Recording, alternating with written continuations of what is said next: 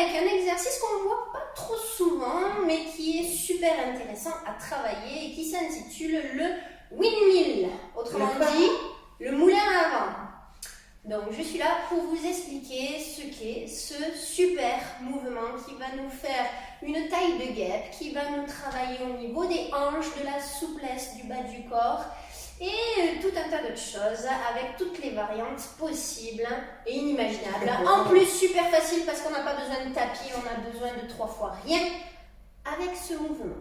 C'est parti Marina. Explication de la position de base à adopter sur ce mouvement.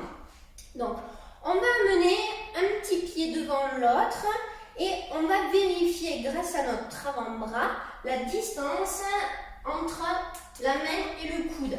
Donc, comme ça, vous vérifiez bien votre espacement.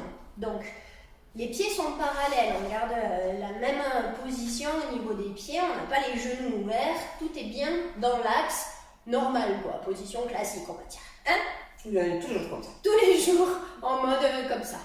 Les jambes sont verrouillées.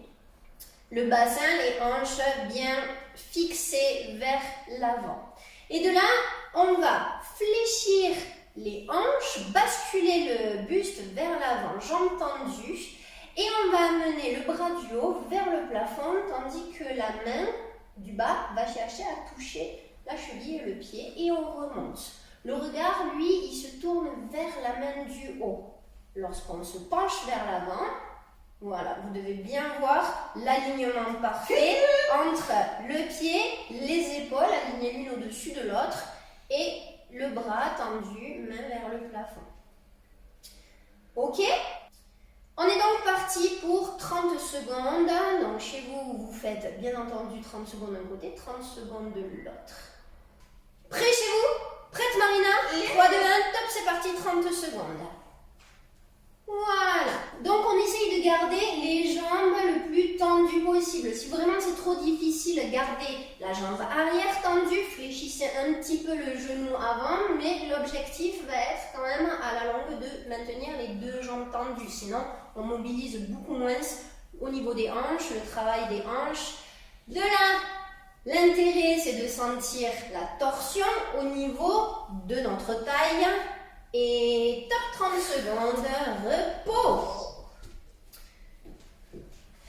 Ça commence à chauffer logiquement. Oui. Petite variante avec un petit poids que vous prenez chez vous. Si vous n'avez pas d'haltère, vous prenez un sachet de pâte de riz, ceux qui traînent dans vos placards, une bouteille, une brique de lait, peu importe. On commence petit poids. On va faire exactement le même mouvement en gardant tout d'abord le poids dans le bras du bas. Donc le mouvement est le même, sauf que là on va rajouter un petit peu plus de travail au niveau des obliques. On garde bien les épaules basses, le dos bien aligné, les fesses qui poussent vers l'arrière, prêtes, prêts chez vous. 3, 2, 1, deuxième manche, c'est parti. Donc pensez à bien respirer, bien entendu, sur ce mouvement. Restez bien concentrés, les jambes verrouillées, les genoux bien alignés. Le regard qui va chercher vers le plafond et qui revient dans l'axe. Allez, encore. Donc ça c'est vraiment un mouvement assez simple. Top. Yes. Facile à mettre en place dans un circuit, plutôt même je dirais en fin d'échauffement, il est excellent pour solliciter, mettre un petit peu en activation les muscles de la sangle abdominale. Allez-y quoi, partout, à tout va, à toutes les sauces, on l'aime. 5 minutes. Voilà, exactement, au bureau. Avant d'aller vous coucher, en vous levant le matin, tout le temps. Troisième option possible, en ayant cette fois-ci les poids dans le bras du haut. Donc là, faites attention parce que plus on va rajouter du poids dans ce bras en haut et plus il va rajouter de l'instabilité aussi. Il va falloir maintenir son épaule, son bras bien verrouillé afin de ne pas laisser le bras s'en aller vers l'avant ou vers l'arrière. 30 secondes à nouveau. Prête Marie-Nounette? Prête. Allez, get ready, go!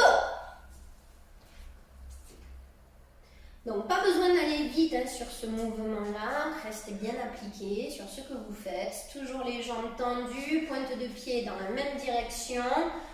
Les fesses qui poussent vers l'arrière, le dos qui s'aligne, les épaules qui s'ouvrent. Vraiment la cage thoracique bien ouverte, les épaules abaissées.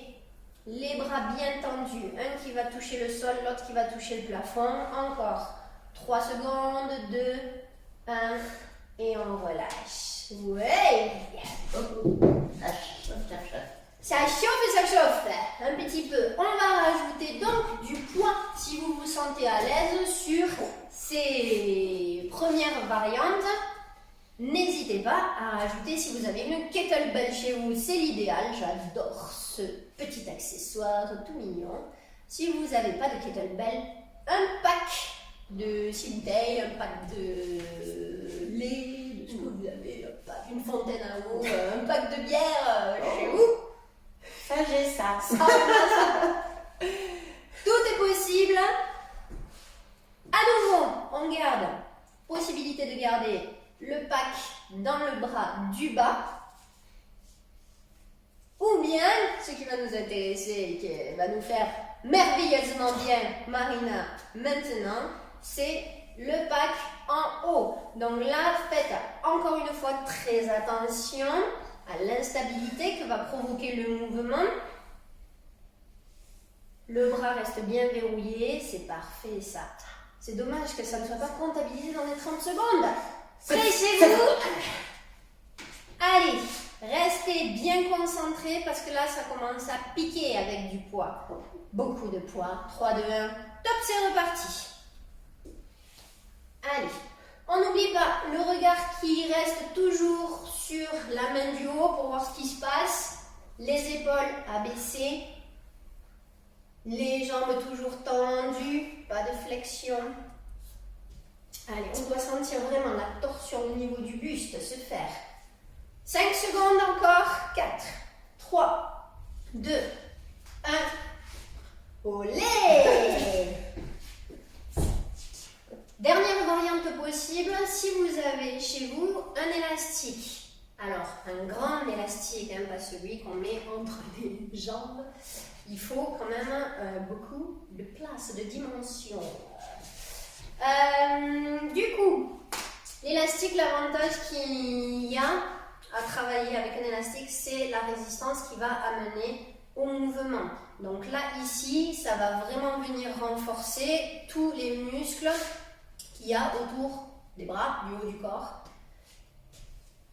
Placement, même chose. Vous allez placer l'élastique au niveau du pied arrière et au niveau du bras du haut. Ok ? Et de là, même chose, on descend et l'intérêt de la résistance, elle va être lorsqu'on remonte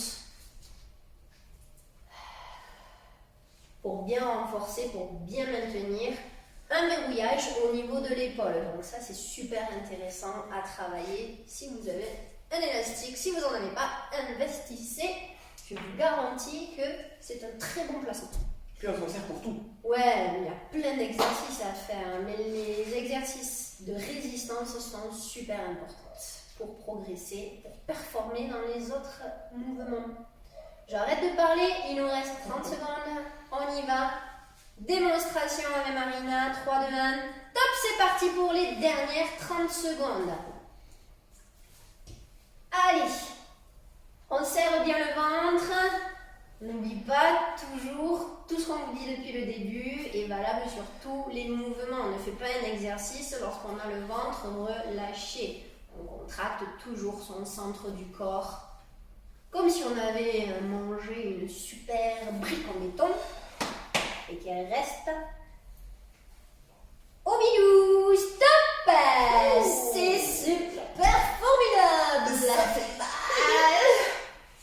Alors, qu'est-ce que vous en pensez du volet en avant? Faites-nous vos petits retours là. Ça savoir si vous avez découvert des nouveaux mouvements depuis ces 20 premiers jours. On vous souhaite une bonne fin de journée, une bonne fin de soirée, portez-vous bien et à demain pour le dernier mouvement de ce mois du calendrier de l'Avent. À bientôt. À demain. Ciao.